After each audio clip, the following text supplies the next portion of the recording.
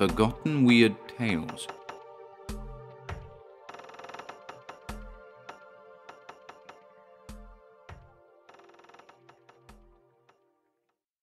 Vale of the Corbies by Arthur J. Burks. My fear is an intangible fear, yet to me it is terribly real. Reason tells me that my experiences are but the figments of realistic nightmares, while my inner consciousness tells me that what I have gone through has been something more than disordered imagining. I know in my mind that it has all been a dream or a series of dreams. Yet how can I explain to myself those strange red dots on my hands, my face, my neck? These are very real. They are not hallucinations, for such of my friends as still come to see me at intervals have noted the dots and remarked upon their peculiar appearance. This fact it is that is slowly but surely driving me to the very door of the insane asylum. Damn it, I know they have all been dreams. Yet dream creatures do not leave their marks upon the body of the dreamer. But I had best go back and tell it all from the beginning. I believe that from childhood I dreamed at intervals, widely spaced intervals, of a little secluded valley which had no location except in the recesses of my subconscious mind. It has always been a sunless valley, with a dark cloud hiding the sun. Miasmatic mists have hung like airy shrouds in the still air above the valley's floor. There has been no breeze in this valley, nor anything that lived or moved. The air has been good, freighted with a musty kind of perfume that has ever tantalized my sensitive nostrils. But it has always been air with a strange sort of chill to it that has ever caused me to waken shivering from my dream. I have called the place a valley, yet I do not know for sure that it is a valley, since only my imagination has walled the valley in. It is as though somewhere beyond the mist and the black cloud there were a circle of high hills which I cannot see, just beyond the reach of my vision. Always, in my dream, I enter the valley through a narrow cleft in the walls of stone. I know it is a cleft, though I have never seen the walls, for countless times have I believed that by putting forth my hands I could have touched the walls on either hand, and I have always feared to put forth my hands, lest they encounter nothingness, and this knowledge of nothingness where I'd expected walls might cause my mind to collapse with thoughts of wide immensities or caverns, bottomless on my right hand and on my left. I prefer not to know the truth, or to delude myself with the knowledge that there may be walls when possibly there are none at all. Straight through this cleft I go, until my sensitive feelings tell me that I have entered the valley. Then begin my strange sensations. First, there is a terrible feeling of loneliness, a feeling of great space all about me, a sense of surrounding desolation which my eye cannot see, and over all a silence that is as heavy as a giant's cloak upon the shoulders of a mere boy. There is the inevitable chill in the air which causes me to shiver, even though, as is sometimes the case when I have dreamed of entering the valley swiftly, with much exertion, my body is bathed in perspiration. Quietly, lest I disturb the eerie atmosphere of the place, I seat myself, cross-legged, upon the ground, and almost at once the queer noises begin to be heard. Always, until a few weeks ago, the noises have been the same, never varying from dream to dream, which, during the passing of the years, have occurred so frequently that the dreams seem to blend into one long nightmare that has no end. What are the noises? They are the beating in the air about me of silken invisible wings. Yet until a few weeks ago I had never seen the creatures whose wings I had heard. Out of the misty distances they come, those wings that whir in the air, those creatures that always swerve and dart hither and yon, ever just far enough within the mist that I cannot see the creatures themselves. When I remember hearing the wings the first time, I am sure there was but one pair of them. Out of the mist they came whirring, and I heard them slap smartly as the creature who travelled upon them, sensing my presence perhaps, stayed its flight and darted back into the fog, only to return a few seconds later, slapping its wings together smartly, ere it darted back and was lost. When the dream came again, and this second time I was several months older, it was repeated in all its details as I have outlined it above, except that now there were two creatures instead of one. Distinctly, while I held my breath to listen, came the whirring of two pairs of wings. Still the creatures were invisible, though I knew from the sound that they were probably identical in shape and kind. Out of the fog they would come, whirring, pausing while their wings beat a startled tattoo in the mists as their flight was stayed. For a number of times, whose exact count I have long since forgotten, the dream was repeated at intervals, which, as I grew older, came closer and closer together. The details never varied except in one particular. The beating of the wings was greater in volume with each succeeding occurrence of the nightmare. First, there had been one pair of wings, then two, then four, ever increasing in numbers until the air all about me, ever beyond my vision, was alive with invisible creatures whose wings whipped the air, caused the fog to swirl eerily, creating a medley of noise that became shortly a continual sound of beating wings, as though the creatures were advancing from the mists in companies and battalions, in regiments and brigades. One group would rush upon me and retire, only to give place to another group which charged me, only to retreat. How many minutes, hours, or days I remained in the valley with its unseen walls, I have no way of computing. But this I know well. After the first time or two, the sound as of wings beating never paused from my entry to the valley until the dream ceased, and I awoke in my bed beneath the eaves at home, with a cold perspiration bathing my body clammily. And here is another weird circumstance. Even though I know in my dream that it is a dream, even though I know as I travel through the cleft what I shall experience when I have reached the valley at last, I am never able to cause myself to awaken, nor am I able to cause the dream to change until it has gone through to its usual conclusion. As I traverse the cleft, I try to stay my steps, try to face about and return, but find myself powerless to do so. Always I must go on, until I have entered the valley and listened to the rustling and beating of the invisible wings. Is it any wonder that I have come to fear the approach of nightfall? Is it any wonder that I watch the sun with dread as it slopes down the sky into the west?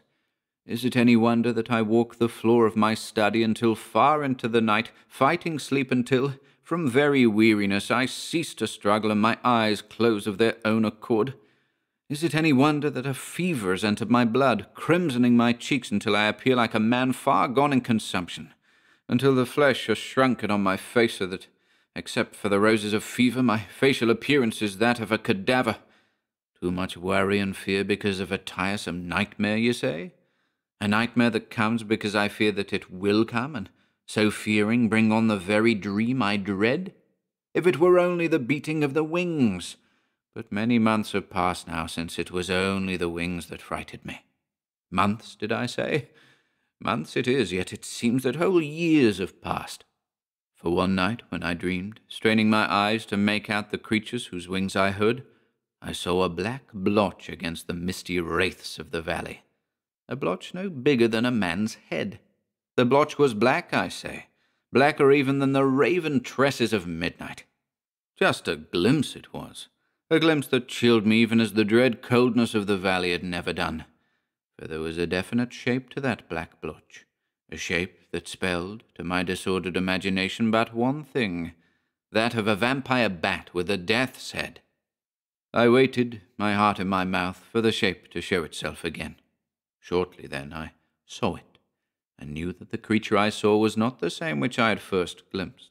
The outline was the same, but there was an indefinable, inexplicable difference which told me that this second glimpse was of a different creature, twin, perhaps, of the first. But why continue? Night after night it was the same, until, mingled with the never-ending whirring of the silken wings, I stared, mute with a nameless fear, at a veritable wall of black, darting creatures, a wall that came toward me like a flood of blackness, like a sea of ebon smoke, a wall that was alive, that swirled and eddied, writhed and twisted, pouring in, over and down upon itself, like heavy opaque oil in ferment. Then came the other sound, a raucous croaking which told me what manner of creature it was that showed such interest in me. These creatures were not bats, but birds of ebon blackness, birds that cause their wings to whir tirelessly, birds that increase with the speed of thought, birds that gave voice to raucous croakings that grated against the eardrums, as the rasping of a file grates against an exposed nerve. The birds were corbies. The birds were ravens. But did the knowledge ease the feeling of tension which night by night seemed to clasp me the tighter? No, no, no. Imagine it if you can. Try mentally to experience it but once. Then multiply that experience by all the countless times that I, dreaming my ever-recurring dream, entered the vale of the corbies and listened to the beating of their wings, to their perpetual croaking, and watched them writhe and twist in the air, so many in number that their evolutions made one think of a sea of plastic ebony. Do this, and you know why I fight the descent of sleep as I would fight the temptations of Satan. Yes, it is but a dream after all. But is it? It is only 2 weeks ago now that, for the first time, I found myself unable to listen, undisturbed, to the beating wings of the corbies. For, as they were emboldened, no doubt, by my motionless attitude, the natural fear of me which the creatures must have felt began to disappear. I knew it certainly when I noted that the black wall of the darting birds had approached closer to me on all sides, had approached so close that I could feel the breeze caused by the wings, could feel the coolness on my cheeks. Then I knew, with a suddenness which had the force of some eerie inspiration, that the chill along my spine which I had always experienced had had a definite cause, and that cause was the antagonism which the corbies felt toward me. Don't ask me why, for I do not know. Yet what happened afterward proves to me that I am correct in this surmise. From the very first, the corbies of the Hidden Valley hated me with a hatred which nothing in the world could quell. Why, then, did they not, in all their countless numbers, overpower me like a resistless flood and smother me with the very weight of their numbers? Something held them back. Was it the antagonism which I instinctively fostered within myself as a weird sort of protection? Perhaps. Then could these creatures have been creatures of flesh and blood? Or is it only creatures of the astral world that can sense these emanations? Have I not insisted that it is nothing but a never-ending dream? But wait! 2 nights later, when the wall approached quite too closely, I could stand it no longer. With a cry of anger, a cry that was pregnant with fear and a nameless horror, I leaped to my feet and, for the first time, took active steps against the black creatures which were robbing me of what little reason I still possessed. I rushed pell-mell, my eyes closed tightly, into the thick of the wall of flying corbies, striking out on all sides with clenched fists. I felt my fists strike home in soft, feathery bodies, felt the bodies fall away from my hands. I gathered the creatures in armfuls to my breast, crushing out their little lives against my own body, and fiercely gloated in my power to do them injury. But what were those little stabs of pain which I felt on my exposed hands, my face and my neck? I felt them, but at the time did not realize their significance. Finally, exhausted from my battle against these terrific, somehow intangible odds, I fell back from the fight and sank again to the ground. But fast between my 2 palms, I held a single one of the ebon ravens. He was still alive, and his little eyes seemed to stare into my own with an expression of saturnine, undying hatred, as though he dared me to hurt him. For many minutes I looked into the eyes of the weak, defenseless bird. Unblinking, he stared back at me, unafraid. Slowly, his mouth opened, as though he sneered at me. Still with his eyes staring into mine, the raven ducked its head suddenly and drove its pointed bill deep into the flesh of my hand. The blood spurted from the wound. Then I knew the meaning of those stabs of pain I had felt when I had fought against the vanguard of the corbies. The other birds, too, had driven their sharp bills into my flesh. I stared wonderingly at my hands, my attention drawn more closely, because the bird between my palms had pierced the flesh, and as I saw the countless punctures, I knew that what I had thought to be perspiration bathing my cheeks was not perspiration, but blood which the ravens had drawn. What did I do then? Deliberately, not knowing why, just as a small boy does not know why he takes pleasure in being cruel to animals, I looked back at the bird and into its challenging eyes, Then, holding it fast in one hand, with the other I slowly twisted the ebony head from the creature's shoulders and hurled it into the mists. The little body in my hand did not quiver, did not move once after I had cast the head free. But when I had hurled the body after the head, it suddenly seemed to come to life, jumping here and there, as does any bird which has been beheaded. Then, upright on its 2 feet, it darted into the fog. But before it had entirely disappeared, I saw it take wing and rise into the air. My God, what ghastly croaking then came from the billow upon billow of corbies which still circled about me. I pressed my hands to my ears to prevent my eardrums from bursting. Then, when I could stand no more, I leaped to my feet and started back the way I had come, while the ravens followed behind me, raucously croaking their wordless anger. I felt them on my shoulders and on my head. I felt them about my legs, retarding my retreat. I felt the slapping of their wings against my unprotected cheeks and face, felt the sharp stabs of pain in my flesh as their savage bills were plunged home, and awoke in my bed at home with perspiration beading my body. It was perspiration too, not blood, but on my hands, face, and neck there were many, many little red dots, dots which might have been tiny wounds that had healed, leaving fiery weals where the open wounds had been. This, then, is why I fear sleep. When I sleep, I dream, and when I dream of the Vale of Corbies, and I know that sooner or later the ravens will slay me. Yet a man cannot fight sleep forever, though for over a week I have not closed my eyes. I have imbibed strong coffee, fiery hot and black as the wings of the ravens. I have used many kinds of drugs, increasing the doses swiftly until I used more than any confirmed fiend that ever lived. Yet I feel myself growing weaker hour by hour, and know that soon I must sleep. And when I do... I, Hans Goodman, brother of the man who wrote the above manuscript, must finish the story, for my brother is dead. What he saw beyond the veil of sleep I do not know. Assuredly I do not believe all that he has written above, because I know that it was written in a fevered frenzy, was born of a mind that had been crazed by drugs and loss of sleep. Call it an insane obsession, if you like.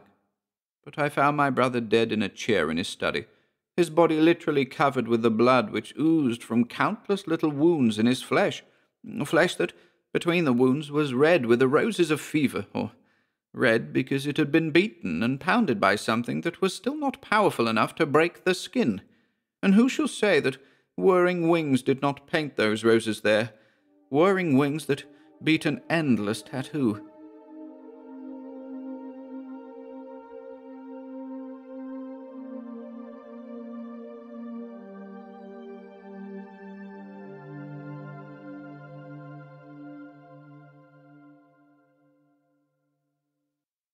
The Gongringers by Hassan Vokeen.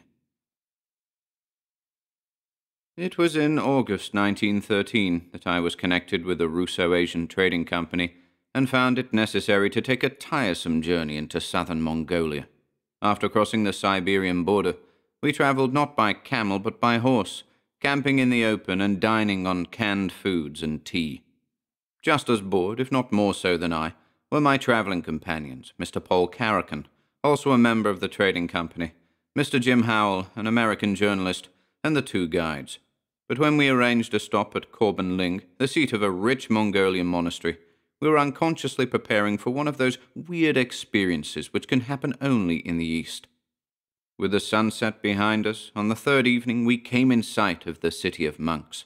The low walls appearing dark red in the fading light, the 2 ancient towers pointing silently into the sky, it seemed to vibrate a silence which put a death-like spell over the whole surrounding desert.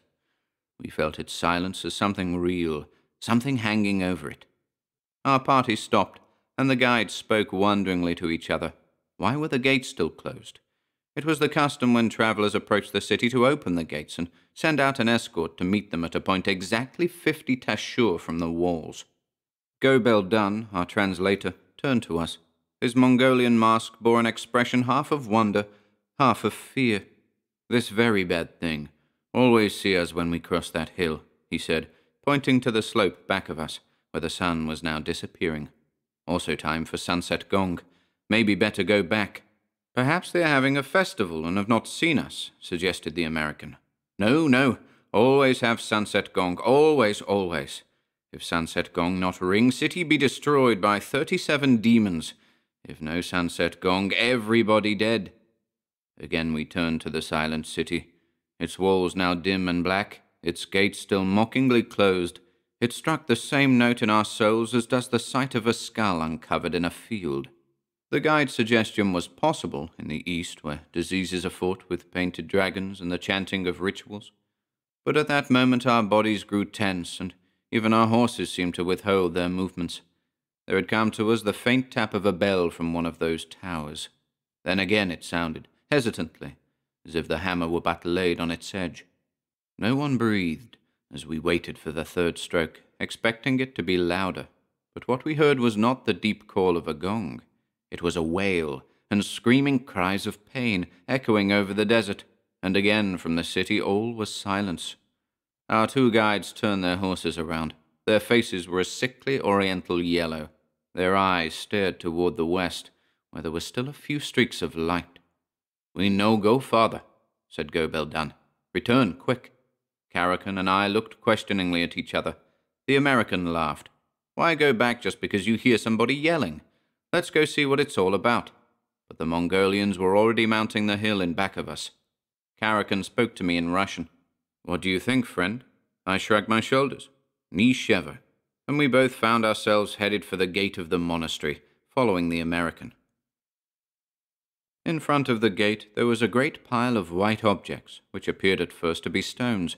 But as we neared them, we saw clearly that they were the bleached bones of human beings left there for the vultures. A heavy wooden box braced with iron bands and fastened by an iron chain stood in their midst. Suddenly, a hand thrust from a hole in the side shook the chain, and words were cried out in Mongolian. It was a llama, condemned to die of starvation. The walls of the city were made of logs, and appeared much like the barricades made by the colonists in settling America. Behind and above them we could see the towers and buildings, made of mud at the base, and topped with gaily painted wooden cupolas. Howell had dismounted, and finding the gates unfastened, pushed them open. We slipped in noiselessly, and stood against the wall. It was not a dead city that we found. Until we grew accustomed to the place, our impressions were of torches, strange smells, and a weird chant. Then, grouped at the foot of one of the towers, we saw a motionless crowd of yellow-robed llamas. 3 carried torches, the red lights of which fell on faces awestruck, terrorized, as ghastly Mongol masks as the Orient knows. In the center of the crowd stood a tall man, the chief lama, with a brass hat and a red silk robe, the sleeves each a foot too long. From him came the chanting. We wondered if we dared make our presence known. Then Caracan, who had picked up a few words of Mongolian from the guides, spoke. "Mendu, Isunogoi? Greetings, we are friends." Instantly, every face was turned in our direction, some glowering, some fearful, some expressionless. The silk-robed lama stepped up to us and bowed. "Kubu Wui, So Lupan? Mukai?" Caracan shook his head and tried Chinese. The lama grinned. In a few minutes, Caracan turned to us. "Fen Shou Tai, Chief Lama, wishes to say that he is the most unhappy man in the world to think that we were not welcomed to his humble monastery.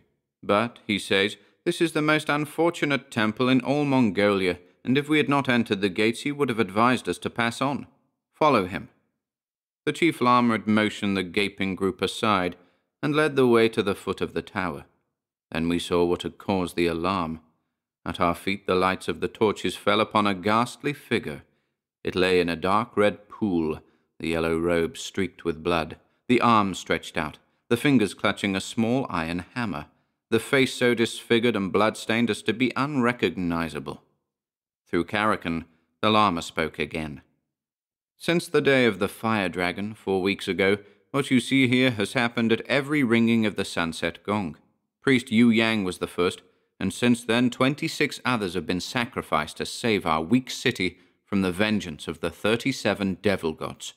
Only 2 strokes of the bell are given, and the trembling ringer is thrown from the balcony, his face and hands mysteriously torn and bleeding, to be crushed to death at the bottom of the tower. Tomorrow, lots will be drawn to choose a new ringer, and since you have entered our gates, you'll be asked to join in the drawing. The most worthy fire dragon has been angered, and his humble servants must appease him." Fen Sho cracked his fan on the palm of his hand. 2 llamas stepped up to him. "Nai Om Chu Yong." They picked up their dead comrade and carried him through the gate.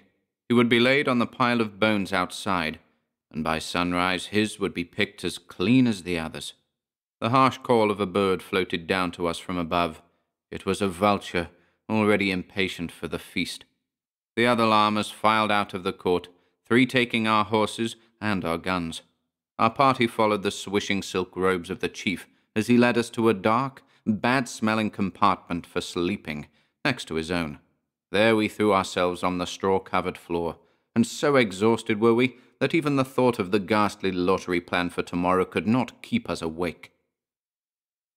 In the morning, we were conducted to a larger compartment, where the whole lamasery was assembled to eat. There had already been some religious ceremony, accompanied by the blowing of long-horn trumpets. It was this which had awakened us. The meal consisted solely of mutton stew served on large brass platters. The method of eating it was to hold a large piece in the mouth with the left hand, and with a knife in the right hand cut it off close to the lips. It was washed down with draughts of arak and kumis. After the meal was over, Fen Sho spoke again to Caracan in Chinese. He says that if we do not attempt to leave the inner court, we will be left free to do as we please. Caracan told us, "If there is anything among our luggage that we would like to have, they will be glad to get it for us. I've ordered my cigarettes. Do you want anything?" "Ask them for my pipe and plenty of tobacco," said Howell. But it was not with free hearts that we spent that day, knowing that at sunset one of us or one of our captors would be sent to that sacrifice, whose result we had seen last night. Even if it were not one of our own party, we had no desire to see another man climb that dark tower, to hear again those screams of horror, or to see that bleeding figure come tumbling down to crush itself on the floor. "The worst of it," said Howell, "is not knowing what's really up there. It may be sheer fright that has killed them all." Caracan lit a cigarette. "Sheer fright, Howell, will not tear a man's eyes out." There was no luncheon, and the second meal of the day, which was served about 5 o'clock, was eaten very sparingly. The vultures could already be seen collecting on the cupolas and peaks of the buildings. One giant one, almost the size of a man, had been preening himself on the peak of the gong tower all the afternoon and eyeing us mockingly. With his bald head and neck showing the discolored flesh, he was hideous, and had also attracted the attention of the Mongols, who called him Shabu Khan, the Bald King. As the sun began to get low, the chief lama majestically entered the court. He was followed by 2 of his satellites, one carrying a small-mouthed brass jar, the other holding a tray of smooth white pebbles. These stones, one of which had been painted red, were counted into the jar to equal the number of men present, and vigorously shaken up by each lama. Then the drawing began. The llamas drew first, some with fear in their eyes, some with no more expression than if the stones had been sunflower seeds or sweetmeats. Our party was at first uninterested. Out of 87 llamas, it was most probable that one of their party would get the red stone. But more than half of them had drawn, yet the red stone had not appeared. Caracan's expression began to grow worried, and he puffed harder at his cigarettes. The drawing went on. We eyed each llama as if we willed with all the power of our minds that he draw out that fatal painted stone. Now there were but 3, and Fen Sho left to draw. We began to suspect a trick, but even the llamas were anxious now. A big fat one, who had been continually fumbling with the blue cord which belted him around the waist, put his hand into the jar, and beads of perspiration showed all over his face. Fearfully, he looked at his drawer. White. He sank back thankfully among his comrades. Another white one came out. A third. Fen Sho was bowing and motioning to us. Caracan spoke to him in Chinese. He smiled maliciously and shook his head.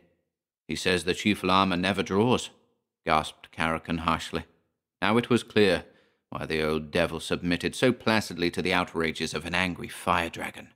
For every lama who disappeared into that tower, his coffers were so much the richer. Fen Sho was beating his fan nervously against his palm, but it would not be a llama this time. There were 3 stones left in that jar, and one of them was red. Shabu Khan looked pleased in contemplation of a change in diet. Fen Sho was bowing again and motioning to the jar. Howl stepped up to the jar, all on tiptoe. His eyes were haggard as he felt in the bottom for one of the 3 remaining stones. He drew it out. It was red. He tottered against the wall, but when we reached him to support him, there was a grim smile on his lips. Fen Sho nervously upturned the jar. 2 small round white stones dropped out. He nodded wisely and motioned with his fan that we might see them. It was not a trick, perhaps, but it was ghastly luck. Howl, his mouth still firm, asked through Caracan if he might take with him his pistol and his flashlight. Fen Sho frowned, then bowing with another grin, "You may have them," he said, "but they will be useless." A llama was dispatched for them. Evidently Fen Sho really believed in the fire dragon, which was so obligingly filling his coffers with the gold of his followers. The whole party filed into the outer court, the llamas, at their chief's order, lining themselves against the gate to prevent our escape. Caracan and I stood in the middle of the court. Fen Sho, with 2 torch-bearers, waited at the foot of the tower. Howl shook hands with us and stepped over to them. He was brave enough to laugh at his costume, which consisted of a yellow robe, a small red hat, and the hammer, which was fastened about his neck by a red cord. These were put on him by 2 of the llamas, while Fen Sho chanted some ritual. Then, with his flashlight in one hand and his pistol in the other, he entered the tower. How soon, I wondered, will that yellow Mongol robe be streaked with Aryan blood? The sky was black, but there were still some red streaks in the west, and the red torches of the Mongols lit up the court. I looked up at the gong tower. It seemed to be dripping with blood. Shabu Khan, the giant vulture, had disappeared. Going up the center of the tower was a rough wooden ladder. Howl grasped this and began to climb, gripping his pistol and flashlight tightly. Even Fen Sho's face was worn and anxious as he saw him vanish into that black hole. It was another sacrifice to the fire dragon, but it would mean nothing to Fen Sho. The wily chief would get nothing from Howl's luggage to equal the gold of his rich followers. Partway up the mud base of the tower there was an opening. We saw him slowly pass it. When he reached the top, it would be necessary for him to balance himself on an upper rung of the ladder and reach up with the hammer to the gongs, which were in the very peak of the tower. The whole court held its breath as one body. We could not see, but we would hear what happened. As yet, there had been no sound. What was happening in the tower? Howl was approaching the top. With his flashlight, he was searching the dark corners of the cupola. It revealed nothing, yet he had an uncanny sense that he was not alone there. He had almost reached the top of the ladder. Was it safe to try to stand on the topmost rung? It would be an uncertain foothold. He braced himself firmly between the ladder and the wall, and determined to go no farther until he was sure of himself. Then suddenly there was a wild, weird scream, and with a furious beating and flapping and tearing of claws, the thing, he knew not what it was, had pounced upon him. He covered his face with his arms, and the creature tore at them and made shreds of the Mongol cloak. In another minute, he would have lost his hold and have gone the way of the llamas before him. Frantically, he pulled the trigger of his gun. Something fell the length of the tower and beat itself on the ground at our feet. It was Shabu Khan, a red hole in his breast, his great wings spread wide on the ground, his malicious, hating eyes now lifeless. What must have been Chinese jazz was being played on the gongs, and in a minute Howl had slipped down the ladder and stood before us. One hand was bleeding where the vulture had torn it, and his robe was in shreds. "There's your fire dragon," he said, as Fen Sho stupidly examined the vulture. "And now you can tell your 37 devil gods to chase themselves." The angry god who had killed so many llamas was only a crafty vulture.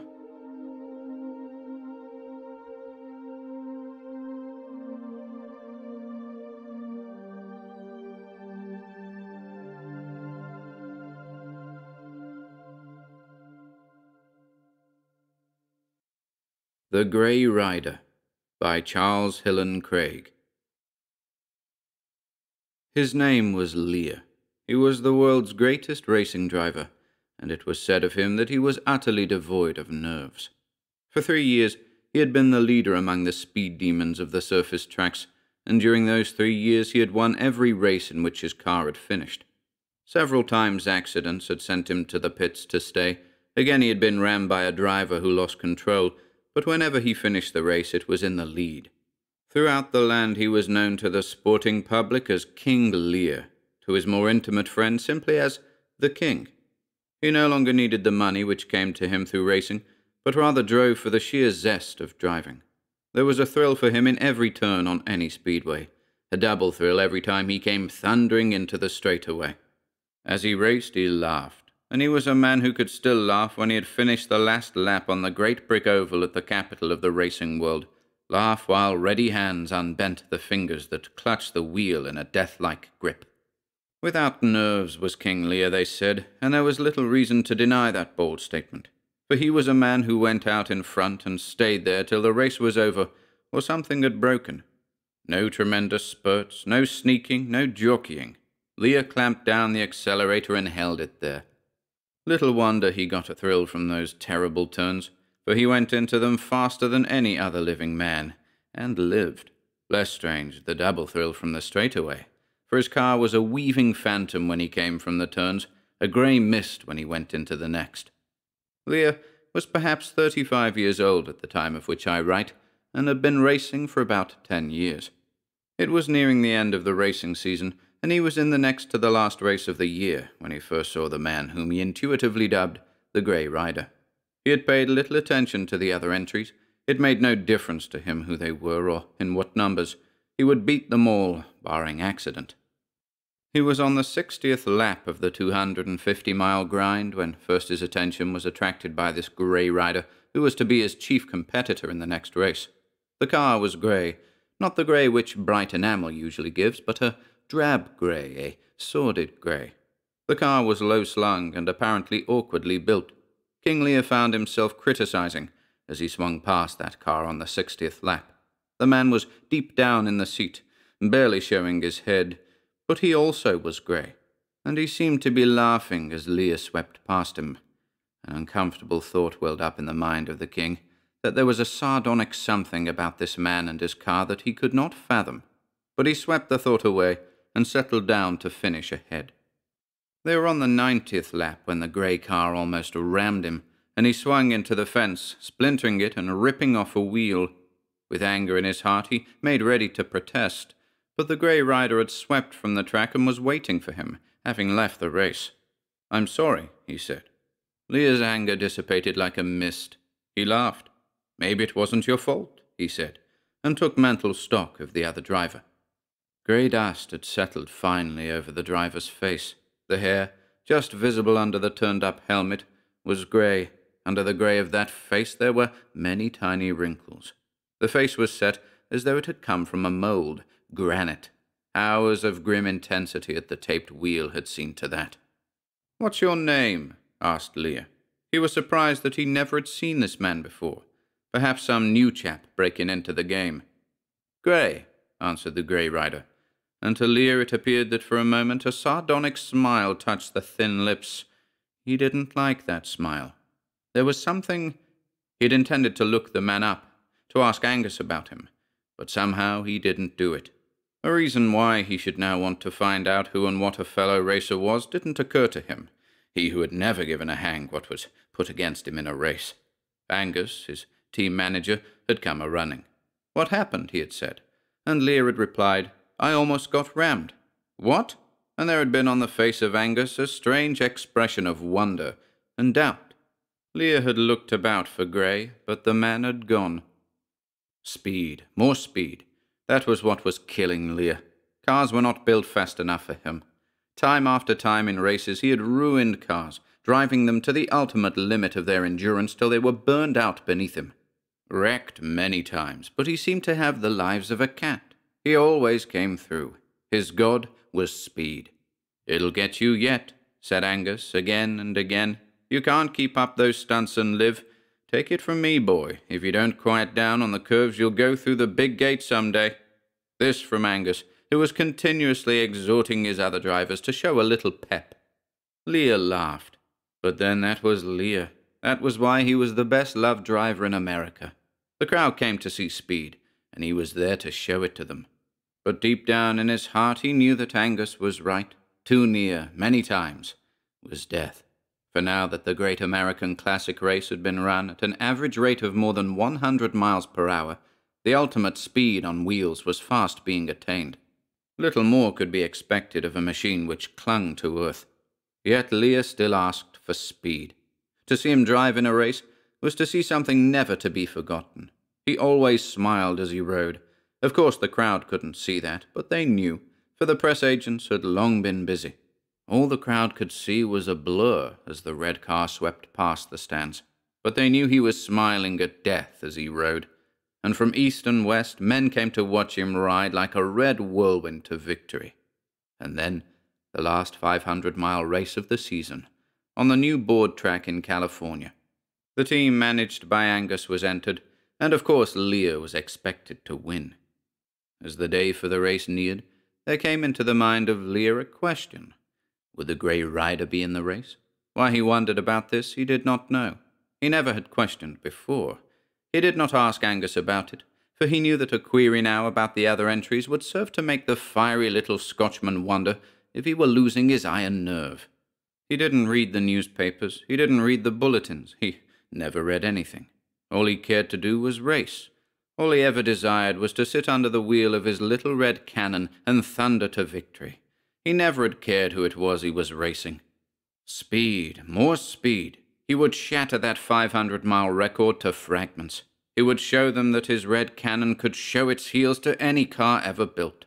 And as he thought of it in his last trial spin before the big race, he involuntarily increased his pace till the other cars, the fence, the empty stands became grey blurs. Faster, faster, faster. Round the curve, into the long straightaway, past the stands again. Faster, faster. And then he knew instinctively as Angus flagged him in that he had ridden at a pace never before equalled by man. The day came. The hour was at hand. The time for the big race. Car after car drew up to the pits for final adjustments. Car after car was trundled to the starting line, drivers smoking a last cigarette, mechanicians pottering about, the drone of a car ready to go. The officials lined them up, Lear and his red wagon in the first tier, the others stretched to the side and behind. The Grey Rider? Lear looked about. Yes, there he was at the outside of the first tier, and Lear was puzzled. That made an extra car in the first row. Not safe. An official was beside him. What's the idea of the extra car there? He asked. Which car? Asked the official. Grey one, number 31, outside. The official looked where he pointed and laughed, said something which Lear did not catch. But Lear laughed too. He had never been accused of lack of sportsmanship. What did he care if the first tier was jammed from pole to stand? He was going to burn them all up, win. But as he sat there looking at the Grey Rider, there came over him a sensation he never had known before, a scarcely felt impression of impending disaster. Somehow, deep down within him, he felt that this would be his last race. But he shook off the feeling with a laugh of disdain, lighted a cigarette, and waited. There sounded the last preliminary signal. The track was cleared, a sputtering roar, and they were off. Round the track, a droning string of angry motors following the pacer, a vast thunder of sound. They passed the starting line, and the flag dropped down and up again. A dull roar from the crowd, screaming of exhausts, whining throb of motors, grey film of smoke, grey cloud of dust. Speed, more speed. Mile after mile, lap after lap, and the Grey Rider had nosed up and was running close to Lear, a grey shadow stalking him, urging him on. And he responded. His car changed from a red streak to a misty blur as he thundered around the track. 110, 20, 30, 40. Speed. And the grey shadow still stalked him, lacking the necessary spurt to go around. A car went through the fence on the death curve. Another went over and over when a tire blew out. But by superb skill, Lear and the Grey Rider missed the wreckage, went on and on. Speed, speed to the utmost. Into the pit for new tires and gas, then back to the grind, back to the race with the grey shadow which was challenging his superior skill. They passed the 180th lap, the 190th, 10 laps to go, and on the straightaway the Grey Rider passed Lear. The smile left Lear's face, his teeth set hard. His dark face was a mass of tiny wrinkles. He leaned forward, but his car did not respond. He held grimly at the rear wheel of the grey car, but could do no better.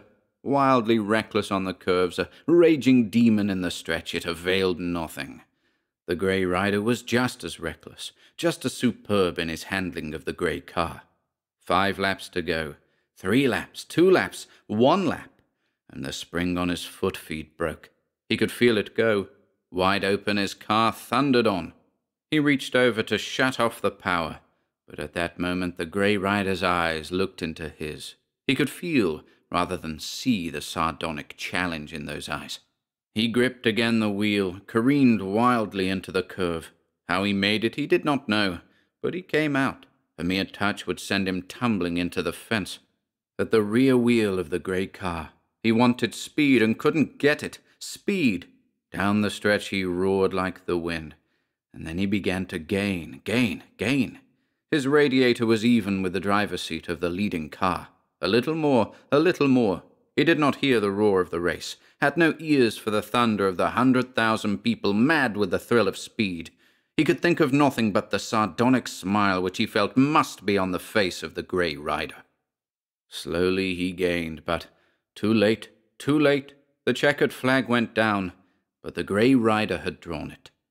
A low snarl escaped Lear's lips as he realized that he had lost. Then the snarl changed to an exclamation of horror as the Grey Rider shot in front of him. He started to slow up, forgetting that his foot feed was no longer working. Sharply, he twisted the wheel, went broadside into the Grey Rider. He heard a tremendous roaring, the clang of steel on steel, smelt the odor of blazing gasoline, felt its wrath sear his lungs, saw stars shoot across his vision, felt the sardonic smile of the man who had beaten him. Lear regained consciousness for only a few minutes at the hospital. Angus was there with him, firmly solicitous. "Lost?" gasped Lear. "Lost? Hell," said Angus. "You won. But the grey car, 31, beat me out just before I crashed into him." Angus looked puzzled. "There wasn't any 31 in the race," he said. "And you didn't crash anybody. You hit the fence." "But the Grey Rider." "There wasn't any Grey Rider." "But there must have been." Lear knew that Angus was lying. No Grey Rider, the fool! Why, look, there was the Grey Rider beside Angus now, his hand on Angus's shoulder. The Grey Rider, grey with dust, grey with sternness. A sardonic smile was upon his face, but the grey eyes which shone through the goggles held no mirth. They were cold as death. "He's beside you," cried Lear hoarsely. "Look, Angus." Angus turned all around in utter amazement. There was no one there. Why, Lear was dead.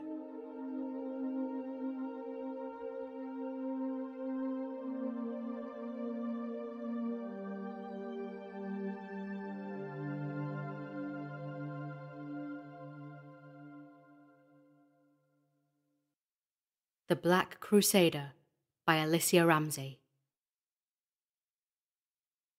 The Black Crusader lay, taking his rest, beneath his canopy of stone, while the death bell in the belfry rang out his solemn farewell to the last but one of his race.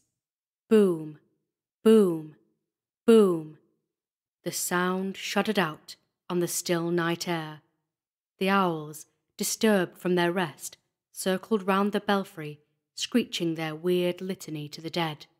The villagers, plodding wearily homeward, wondered to each other if the squire's son would be home in time for the funeral the next day. But the sexton tolling the bell looked at the Black Crusader and laughed. In the centre of the church lay the squire. 4 tapers, sleepless sentinels with eyes of fire, stood at his head and feet. A pall of imperial purple covered his face. The perfume of the flowers he had loved filled the church with their silent tribute to the dead. In the darkness beyond, 5 men, white shadows silhouetted against a circle of flickering light, moved to and fro, preparing the bed of perishable stone for its occupant of imperishable dust. The shuffling of their feet and hoarse whispering rose and fell with the falling of their pickaxes and the clanging of the bell. For one more night the squire would take his rest among the living. On the morrow he would take his place among his forefathers by the Black Crusader's side. The Black Crusader was the remote and glorious founder of the squire's own race. The dusty folios in the squire's library proved conclusively that he had been a great and grand, if not a good and virtuous man. He had thieved and stolen, and rollicked and squandered and rioted with the best. He had drained the cup of pleasure to the dregs. Then, at the right hand of King Richard, he had crossed the seas to fight for his king, his country, and his God. In the land of the pagan and the sun, he who was set so high had fallen to the dust. He had taken the oath of the Crusader. He broke his oath. He returned to England, renounced the world, gave himself up to religion, and built the Norman church as a penance for his sin. By his will, he ordained that as a punishment to all time, his effigy should be carved in black, and a cloak should cover the mouth which had forsworn his God. No one knew what the Black Crusader's temptation had been, nor did history record his sin. The secret lay locked behind his lips of stone. It was known only to the dead, who slept by the Black Crusader's side, to the squire, who lay taking his rest, and to the sexton, who laughed as he tolled the bell. Boom, boom, boom. There was a sound of wrenching, of lifting, of straining, of gasping. Then silence. The chipping of the masons' pickaxes ceased with the crying of the bell. The men standing in a circle mopped the sweat from their foreheads as they called softly to the sexton that their work was done. In another instant, the sexton emerged from the darkness and stood by the mason's side. He was a queer-looking man, was the sexton. His face was white, his hair was red. On the top of his red hair he wore a skull-cap of red cloth. When he looked down, he looked like a little child. When he looked up, he looked like a devil. All the wickedness of the world seemed to have found a home in his malicious eyes. "Is it all ready?" said he. "Aye, sexton," replied the head mason. "Everything be in readiness. It be time for we to go." "In that case," said the sexton, "I'll let you out." "Bean't you coming with we, sexton?" said the head mason. "Later," said the sexton briefly, "when my work is done." The men picked up their tools, shouldered their bags, and shuffled down the aisle. At the door they paused. "Bean't you scared to stay here alone, sexton?" said the head mason, jerking his thumb in the direction of the dead squire. "Not I," said the sexton. "Why should I be afraid? There is no one living to harm me and the dead." He watched the masons down the road, then he closed the door and went back into the church. Swiftly, noiselessly, shielding the lamp in his hand with a fold of his gown, the sexton went up the aisle and peered down at the Black Crusader's tomb. The canopy of fretted stonework remained, but the bed with its recumbent figure of stone was gone. The Black Crusader, on his feet once more, stood leaning against the wall. By the flickering light of the lamp, one could count the steps which led down to the vault below. There they lay sleeping, countless descendants of the Black Crusader, countless forefathers of the sleeping squire, each in the house assigned to him, with his name, his age, and his virtues set forth upon his door. There they lay sleeping, an unbroken chain of dust linking the honoured present to the glorious past. But a little hour ago they had been hidden, unheard by the most acutely sensitive ear, unseen by by the most discriminating eye. Tomorrow they would be hidden again, their slumbers guarded by the founder of their race. But tonight, gone was their guardian. Open stood their door. The dead were free to receive the living, should one desire to enter their house of stone.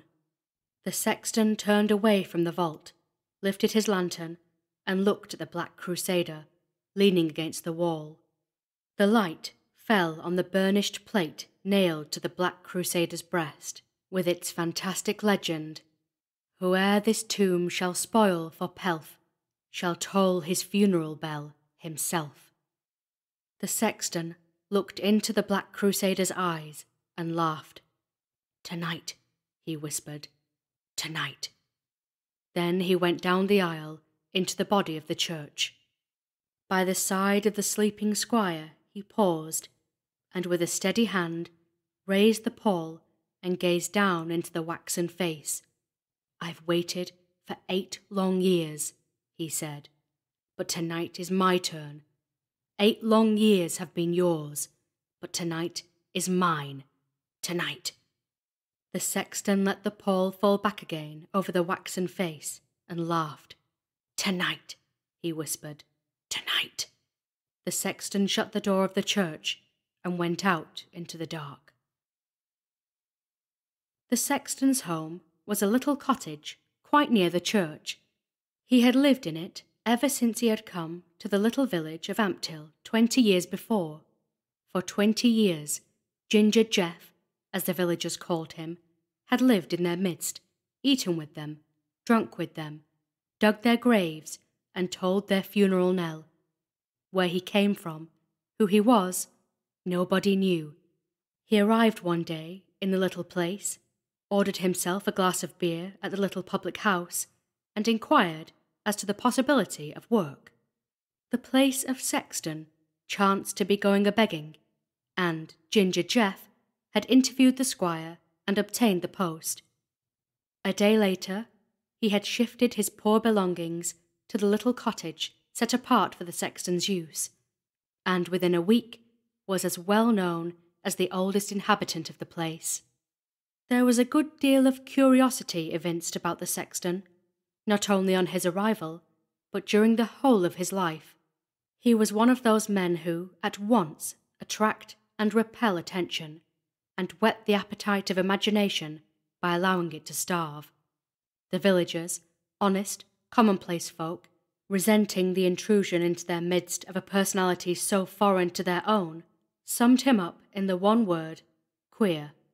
The visitors whom he showed over the Norman church, noting his delicate hands and the unexpected refinement of his speech, dismissed him as a man who had seen better days. But to villagers and visitors alike, the sexton said never a word. Even in his cups he contrived to hold his tongue. There were many visitors to the Norman church. Its architecture was unique, its stained glass a revelation, the view from the belfry unsurpassed, and the tomb of the Black Crusader, with its quaint legend, full of old-world charm. Before the coming of the sexton, the story of the Black Crusader had been looked upon as quite an ordinary thing, but Ginger Jeff had seized upon possibilities of that historical worthy and turned him to good account. The squire, good, easy man, flattered in his pride of race by the sexton's interest, had readily granted him free access to the necessary books. A little pamphlet concerning the Black Crusader was the outcome of the sexton's researches, which, done into print by the squire's command, obtained a ready sale at 6pence amongst the hundreds of people who, during the year, found their way to the little village of Ampthill to gaze at and speculate upon the Black Crusader's tomb.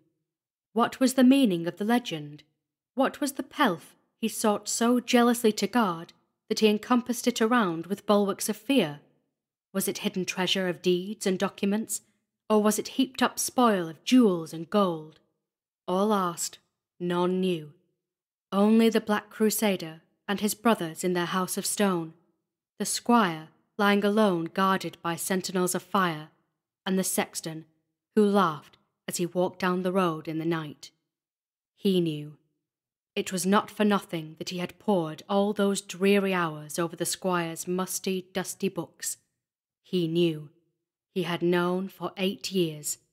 For 8 long years he had waited for a chance to turn his knowledge into account. Death had put his chance into his hands tonight.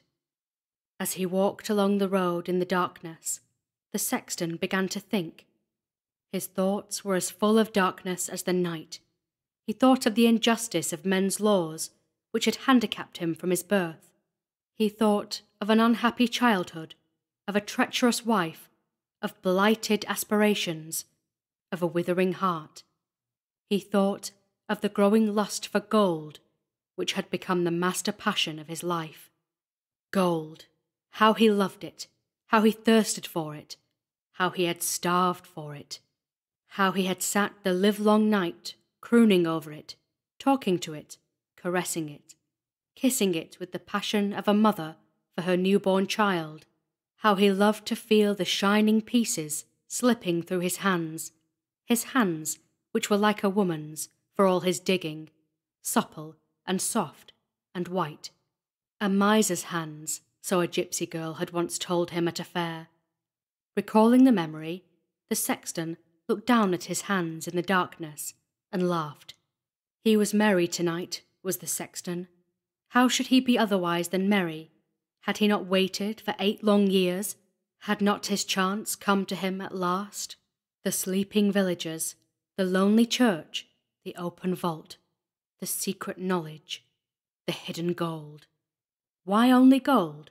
Why not jewels, barbaric emeralds, uncut rubies, pearls beyond price, all waiting, their shining hidden away in the darkness, waiting to come to him? How much? How much? That was the question. Hundreds, thousands, tens of thousands, millions. A little courage, a little will, and tomorrow he could sit alone in the darkness and lave his thirsting hands, not in a meagre pool of sovereigns, but in a burning sea of gold. Like the stars in the shadowed firmament above him, the thought of the hidden treasure blazed across the darkness of the sexton's thoughts. 1, 2, 3, 4, 5, 6, 7, 8. The sexton counted the sweet notes as they died away in the still night air. 8 o'clock. That meant another 4 hours, for he meant to wait till 12. At 12, the world was asleep. At 12, the ghost of gold should arise and walk. At 12, the grave would give up her dead. As the sexton crossed the threshold of his cottage, a Croesus palace in his dreams, for the last time in his life, the sexton laughed. Over the untasted food and wine sat the eldest son of the dead squire. His boots were muddy, his hands were soiled, his face was white. 4 sleepless days and nights he had been on his way. Now he had come only in time to hear, for all his hasting, he was 3 days too late. The father he had loved and honoured was gone, and his son, a most unwilling heir, reigned in his stead. The new squire pushed aside his untasted plate, looked across at the empty chair, which, henceforth, he would be the one to fill, and his fancy conjured up for him the kindly face, the sparkling eye, the welcoming hand. Too late, too late. And he had gone out into the darkness and the silence, calling for his son.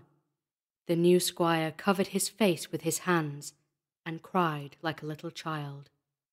Upstairs, the weeping women went about their tasks. Downstairs, the servants huddled in the kitchen were already planning for the break-up of the old home. In the library, with papers and pens, the lawyer waited the pleasure of the new squire. Let him wait. Tomorrow would be time enough to hear of the mortgaged lands, the failing crops, the necessary sale, the passing of the dear old home into strangers' hands. Tomorrow belonged to them. Tonight belonged to him. The new squire rose up in his place and summoned the butler who had known him from a child. "Tell Mr. Creighton not to wait any longer," he said. "I can't see anyone tonight." "But it's so important, Master John," said the old man, the familiar name of boyhood slipping across his trembling lips. "I can't help that," said the master. "Nothing is so important that it can't wait till morning. I can't stay any longer in the house, James. The place stifles me. I'm going back to him." "But you've been with him already, Master John," said the old man. "You mustn't go back again. You're tired. You're ill. He'd be the first to tell you not to go if he could speak." "I must," said the squire. "It's the last chance I shall ever have of spending a few hours by his side." "Then I'll come with you," said the old man. "No," said the squire, "I must go alone." As he moved toward the door, the old man threw himself in his way. "Let me go with you, Master John. You mustn't go alone. Look!" And he pointed with a trembling finger to the clock. 12:15, said the squire. "What of that?" "Wait at least till the hour has struck," entreated the old man. "You know what the folks say round about here, Master John." His voice dropped to a whisper. "That at 12 the Black Crusader walks." The young man threw off the servant's detaining hand with a gesture of contempt. "What do you think he'd say if he heard you talking such rubbish as that?" For an instant, servant and master looked at each other. Then the old man opened the door. "If it must be, sir, it must. I'll wait up till you come back." The young squire caught up a hat, threw a coat over his arm, and went into the night. The air struck chill, summer though it was, and the young man shivered as he picked his way across the lawn. He slipped his arm into the coat. To his surprise, fumble as he might, he could find no sleeve. It came to him like a flash that he'd taken his father's cape. He wrapped it round his shoulders with a sensation so acute it almost seemed like the touch of the dead man's hand. "Dear father," thought he, "how often I've laughed at you for wearing this shabby old cloak, and now I'm wearing it, and you're not here to laugh at me." Softly he let himself into the church by the vestry door, with the little key which the vicar had left up at the hall in case he arrived and wanted to use it that night. Softly he walked up the narrow aisle. Softly he lifted the pall. Softly he bent down and kissed the waxen face of the dead man. "Why didn't you wait a little longer, Dad?" said he. "Just a few hours longer, that at least we might have said goodbye." He slipped his warm young hand under the pall and laid it tenderly on the ice-cold fingers of the dead man, and knelt down by his side. How long he knelt there, he never knew. Was it a moment? Was it an hour? In looking back afterward, it seemed to him as if he had knelt there for all eternity. Exhausted with want of food, tired out with want of sleep, as he knelt there, he lost all consciousness of everything save that he held his father's hand. The present seemed to slip away from him. The future did not exist. Only the past was real. The past, alive with the spirit of the dead man. Half-forgotten memories of childhood's days. Tender, familiar names long since fallen into disuse. Idle words, merry laughter, all rose and lived again. How they had ridden forth in the morning among the glad fields and the gay flowers. How they had played together in the moon. How, when the twilight had fallen, they had sat side by side in the great hall, watching the firelight leaping into flame, while the elder told the younger stories of the men and women of their race. How he had slipped his little hand into the protecting father hand, even as now, the same, yet not the same, and from that safe stronghold had challenged fear lurking in the shadowy corners, while they spoke of the Black Crusader, and whispered mysteriously together of the possible treasures in his tomb. The Black Crusader. The young squire lifted his head and listened. What was that noise? Something had moved. Something had stirred. What could it be? The owls in the belfry? Rats in the vaults? Or James, despite his fears and his master's instructions, come to fetch him home? He held his breath and listened. Silence.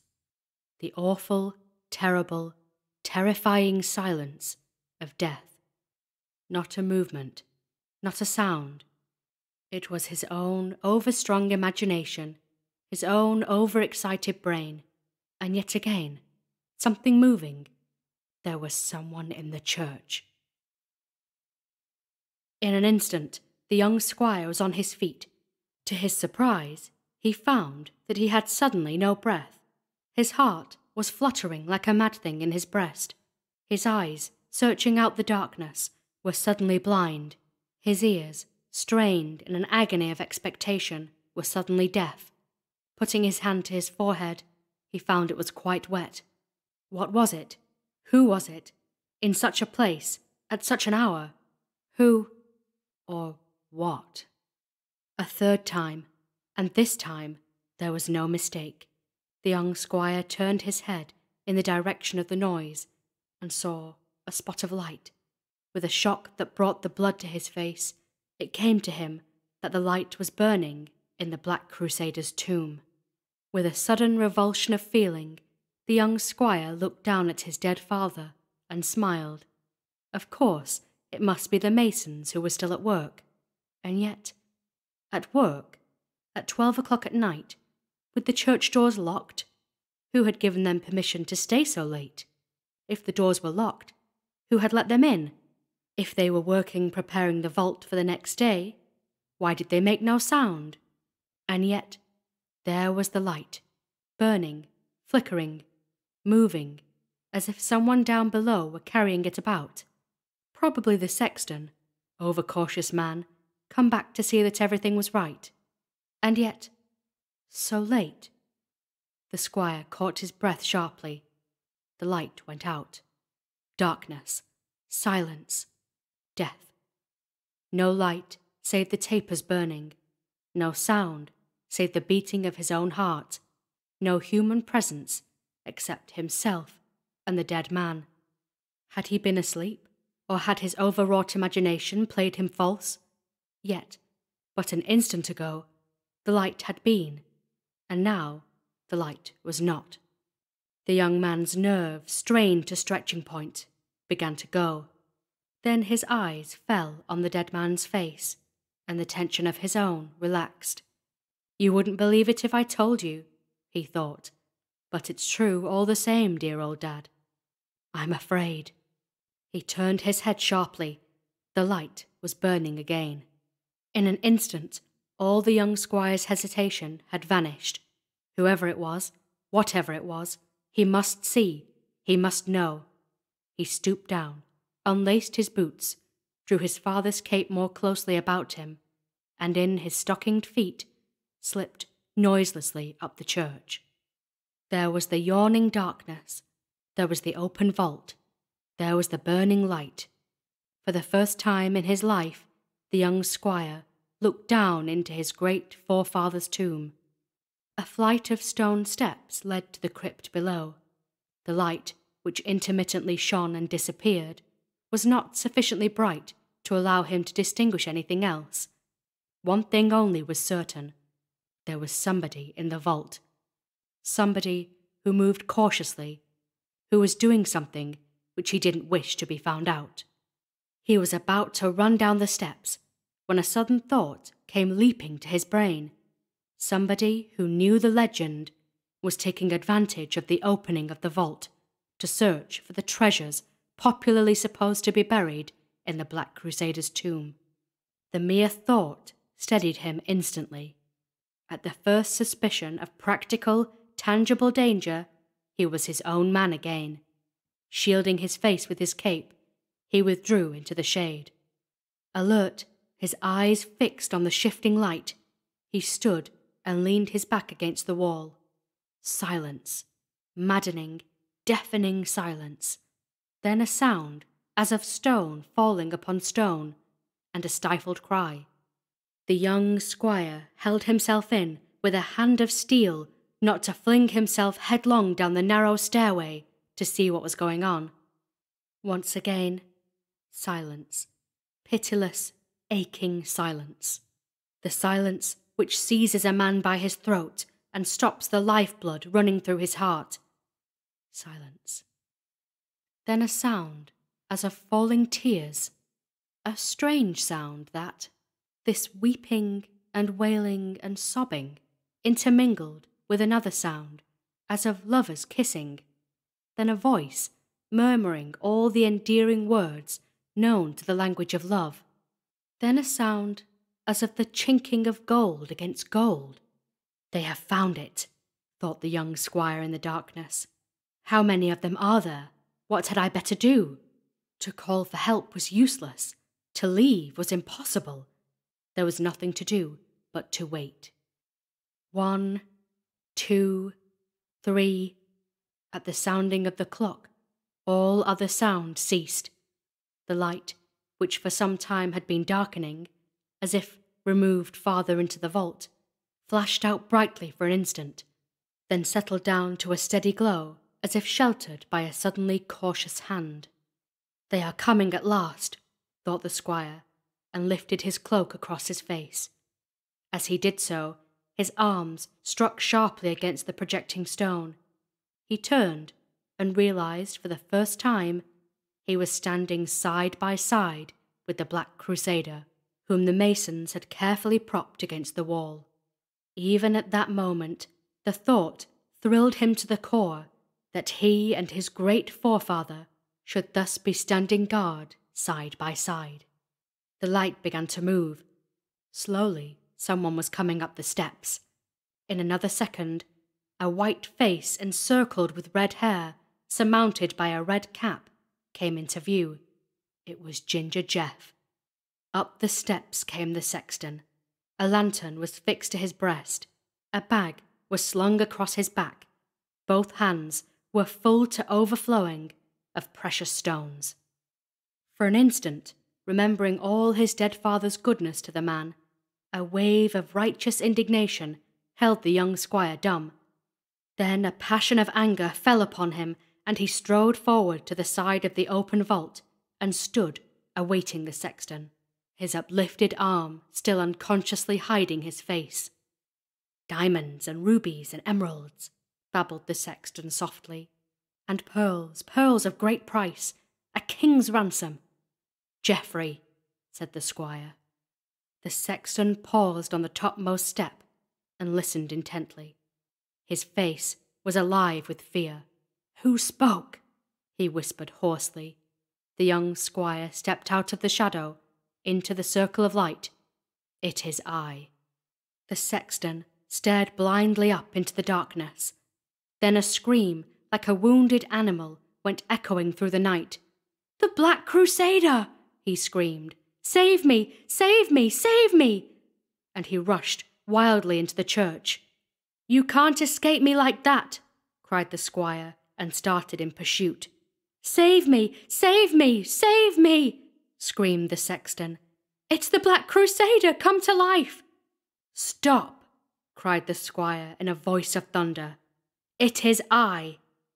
For an instant, the sexton's white face looked backward over his shoulder.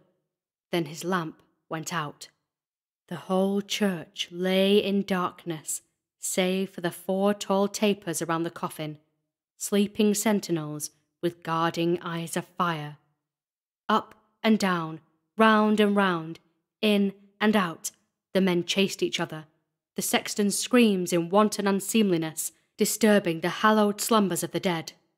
Up and down, round and round, in and out, one instant within a hand's breadth of each other, the next divided almost by the entire length of the church. A strange sight, in good truth. The red-headed, white-faced sexton, his hands full of jewels, the sack of pilfered treasure looming like a deformity on his rounded back, crouching, springing, running, screaming, and the tall squire, in stockinged feet, noiselessly tracking him through the darkness, his dead father's cape billowing behind him like fantastic wings of black. Up and down, round and round, in and out. For a few minutes that seemed like eternities, they ran their race, pursuing and pursued. Then, with a movement of unexpected dexterity, the two came face to face. The young squire's hand leapt out like lightning to seize the sexton. The sexton doubled like a hare and rushed up the belfry stairs. The squire, uncertain of his whereabouts in the darkness, came to a standstill and called furiously to him to stop. The belfry was so constructed that it had 2 flights of stairs. The sexton's intention on reaching the top was to cross the narrow, rat-eaten landing and escape down the other side. On, up, up, up, gasping, slipping, screaming with the unerring instinct of the hunted, the sexton rushed upward in the dark. Round the corner, across the landing, down the other side. Creak, creak, creak. The sexton stopped short in his running, face to face with the young squire, who was coming up, shielding a lighted taper with his cape. "I've got you at last, have I?" cried the squire. To the terror-stricken sexton, it was the voice of one risen from the dead. Without an instant's hesitation, the sexton turned and fled back again the way he had come. Up, up, up. Would he never reach the top? Would the steps which his feet had trodden so often never come to an end? Stumbling, slipping, gasping, screaming, he tore onward like a man pursued by a horrible dream, and ever at his heels, closer, closer, the dreaded presence calling on him to stop. On, up, up, up. At last, the top. Half paralyzed with the unwanted exertion, the sexton steadied himself by the rickety rail, paused for an instant, and looked down. On the next landing beneath him came the glimmer of the pursuing light. Only a few steps divided them. Only a few seconds separated him from the supernatural terror which he dreaded more than death. To wait and grapple with this dread assailant was impossible. To run any farther was out of the question. He had come to the end of his strength. Where to turn? What to do? How to escape? Often, to save himself the trouble of climbing the steep stairway, he had let himself down by the rope. At the thought, the sexton bent eagerly forward in the darkness, and the noose by which he had fixed the bell to the landing that very afternoon, after ringing the dead squire's obsequies, struck against his hands, which were full of jewels. Ruling passion strong in death, the miser hand still held them as in a vice. Stronger than terror, more maddening than fear, came the thought that if he held the rope with his hands, he must let the jewels fall. "I've got you at last, have I?" Only 3 steps between him and the Black Crusader. The sexton, screaming with terror, slipped his head into the noose and leapt into the dark. Boom, boom, boom. As the young squire peered over the rickety railing, petrified with horror, the great bell, unloosed from captivity, clanged out the first notes of the sexton's funeral knell. So the legend fulfilled itself. When the people, aroused by the ringing, came rushing in from the vicarage, they found the young squire standing like a man in a dream, watching the body of the dead sexton, caught in a noose of his own making, slowly swinging to and fro.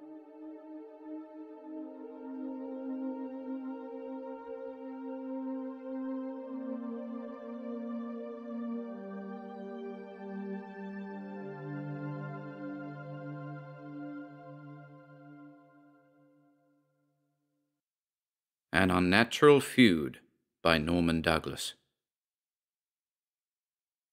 1. Far away, among desolate peaks, in that voiceless wilderness of stone and ice where the clouds linger, a horde of rivulets bursting from patches of eternal snow joined their waters and sped away. And the stream leaped downward through groves of bearded fir, or glided in a smiling flood over smooth meadows of foxglove and tiger lily and marigolds, caressing their roots with its eddies. To the country folk who lived in the valley below, the stream was a living and a spiteful thing. They called it elf water. Its waves were dull, bluish, insipid to the taste, and fraught with unhealthy chills from the snows above. None cared to drink of them, and its shores were encrusted with fanciful stone shapes of grass and moss elves' work like the ice crystals on the window panes in December. And none cared to build houses near the water, or to own the fields on either side, for sometimes, in the bluest days of midsummer, the stream suddenly swelled to a furious torrent and overleaped its flowery banks, drowning the lush meadows far and near. The elves, the old folks would then whisper, shaking their heads. They knew its elfish and wayward tricks, and some of them, maybe, still believed in such creatures. And the young men would come out to view the mischief, and gaze into the sunny sky and up at the hills, and talk together and look wise, secretly wondering. Only one man could foretell the floods. He had lived on the elf water all his life, but he is dead long ago. His cottage is deserted, the roof has fallen in, the wooden beams are decayed, and green moss sprouts between the planks of his floor. He used to look up at the hills and see a small vapory cloud anchored against one snowy peak, and say nothing. Whenever they asked him to explain, he merely smiled, as if the elf water kept no secrets from him. Meanwhile, the fair meadows were flooded, and the crops buried till only a few bright green tips showed above the seething foam. And up in the forest, where all should be still, the shriek of the torrent could be heard from afar. It thundered among the ravines and roared for freedom in its narrow prison, churning the boulders with hideous din and tumbling the tall pines, whose painted boles, loosened at the root, shivered and rocked like the limbs of some convulsed giant. The pale woodflowers nodded helplessly in the tawny spray. The stream was unearthly in its rage. And then, with as little show of reason, its elfin wrath melted to a smile, and it shrunk back into a silvery thread of water, hushed and clear. It was ashamed of its freak and weary. But the harm was done, and only this one man's meadows were spared, for they lay out of reach of the wildest floods. They were remote from the valley by a many hours' climb, damp sloping meads fringed by dark firs, on the shady side of the stream that rushed in a deep strid below the cottage. The people called them elf meadows, perhaps because, in times of flood, 2 or 3 tall columns of spray could be seen rising up from the gulf below, and bearing some fancied resemblance to white elves or fairies. The man had often watched these misty pillars swaying gracefully. He loved the elf water. He had learned to identify himself with all its moods. The ripple of its grey wavelets was the voice of an old friend, a friend of his boyhood, the sound that met his ears in the earliest morning, and that charmed him to sleep at night.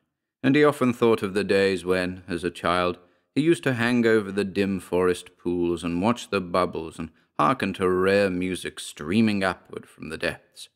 It was the pebbles dancing in the current, but to his childish ears it sounded like the faint songs of the water fairies, disporting themselves on the crystal floor.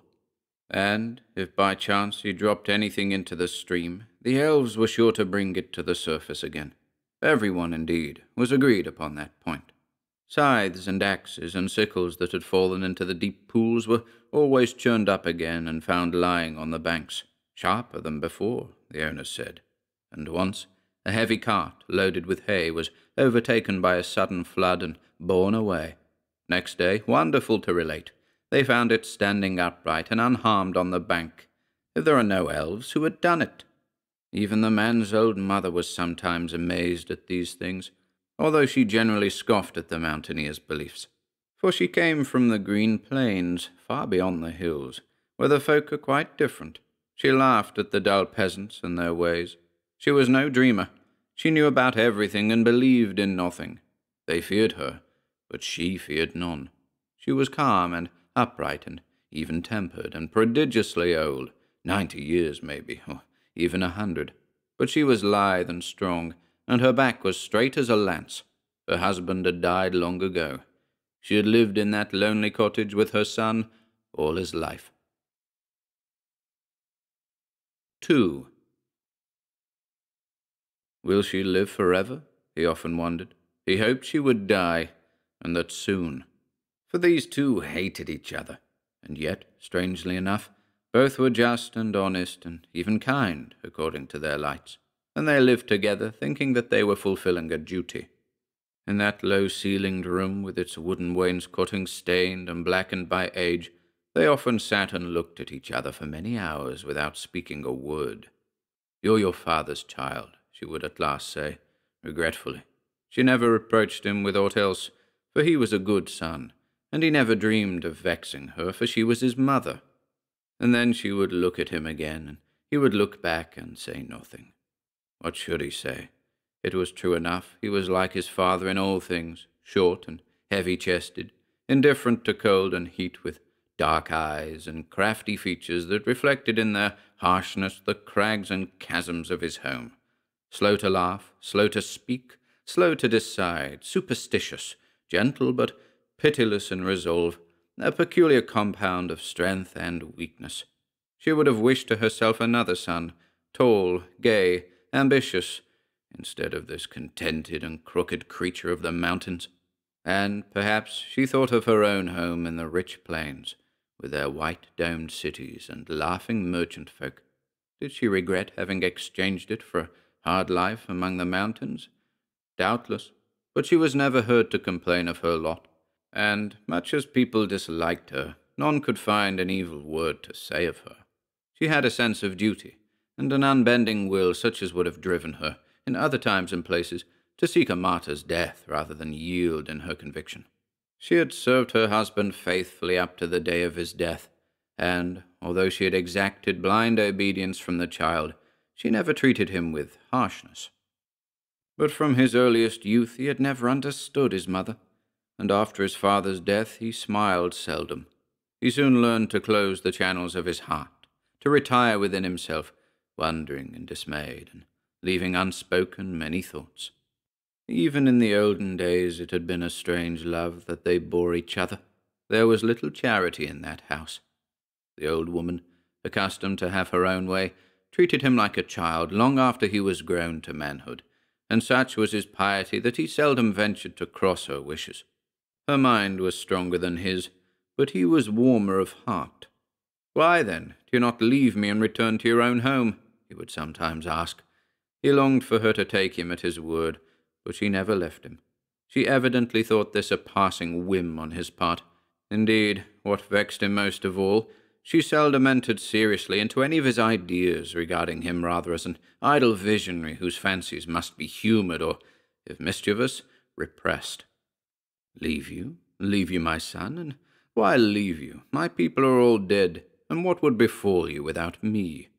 She seemed to doubt whether the man of 50 could provide for himself, and yet she was not wholly insincere. There was something of pity mingled with her contempt.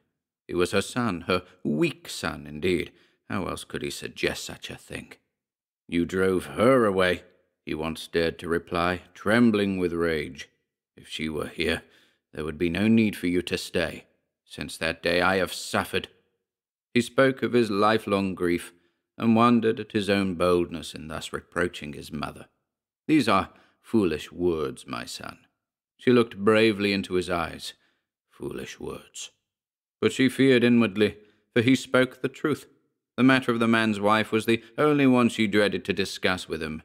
The old woman knew that she had made a mistake, but it was against her nature ever to acknowledge a fault, and she therefore affected to ignore his grief. And, in truth, she could not easily bring herself to comprehend such an enduring affection. 20 years have passed since then, she mused.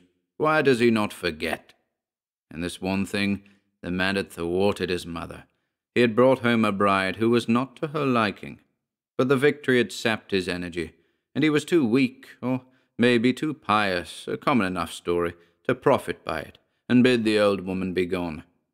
There followed a few short years during which the mother regained her power over her son, and tormented in 1,000 ways the young wife, who, finally fled in despair, never to return. The cottage remained the same, with its cool meadows and dark belt of forest, but the light of love was gone out, and an undying hatred kindled. That terrible morning when he found himself deserted, the Elfwater was in flood, convulsed in its deep bed and howling in the hollow caverns that it had torn into the mountainside. The man climbed up to a certain little knoll, there where the earth slopes away in a steep ledge above the thundering cataract, and where he had often sat with her who was now departed. The current below this point was so fast that it might well have carried away the strongest man. Had she perished in the water? Surely not. The water was his friend. It restored to him all that he ever lost. He looked down the stream. There was sunshine and peace in the valley below, but here all was grey desolation and loneliness. The torn clouds stuck among the pines, and ever and anon a ghost-like pillar of spray rose up from the noisy depths and drenched the meadows. Sometimes one remained upright, swaying in the wind like a shrouded human form. She cannot be dead, he thought. She will return. In the course of time, disquieting rumours of her, the absent one, had reached the valley. It was said that she well deserved all that she may have suffered, since she deserted a good husband for no cause. But the man cared nothing for evil report. He knew the truth, and that the trouble had been all his mother's work. And each time he looked upon his mother's face, 100 times daily, he was reminded of that other one who had suffered through her. But the old woman always knew the direction of his thoughts, and stared back at him fearlessly, though without unkindness. She knew her power over him, and exerted it freely, returning his looks so steadfastly that he often felt the strength oozing out of his bones, as after a long illness. Often they sat thus in that dark room, confronting each other. They stared for long, long hours, striving for the mastery, and never a word was spoken. He longed for her to yield, to confess with her eyes at least, but she never admitted any fault, and there was nothing to be read out of her eyes, pale blue, cold and lively as the ripples of a mountain river, and fringed with bristly white lashes. Her long curls dropped over them, for her oval forehead was overhung down to the nose with thick locks white as driven snow, and stiff hairs curled over her lips and out of her nostrils. She had a strange, deep voice, gruff as a cracked bell, and a complexion clearer than a child's. Under its transparent skin could be seen the veins wandering about like little red rivers, and even in her old age she was taller than her son. Likely enough she had been comely in her youth, but now she was grown monstrous. She used to say, "Look you, what could you do without me?